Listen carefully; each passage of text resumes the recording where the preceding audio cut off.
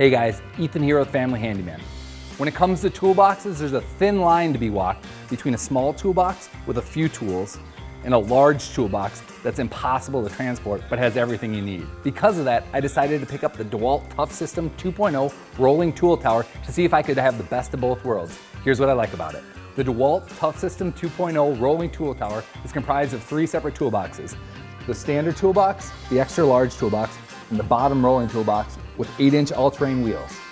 All DeWalt Tough System 2.0 toolboxes feature this auto connect side latch, which allows for single-handed click-together operation, as well as durable metal front latches and a padlock hasp for safe storage.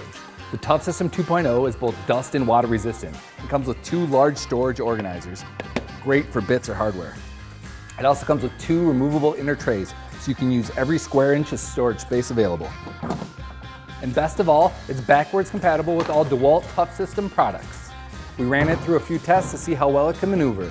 Up and down stairs, across grass and uneven surfaces, and even wheeled it straight out of the tailgate of a pickup, and it passed all of these with flying colors. The DeWalt Tough System 2.0 rolling tool tower is sweet.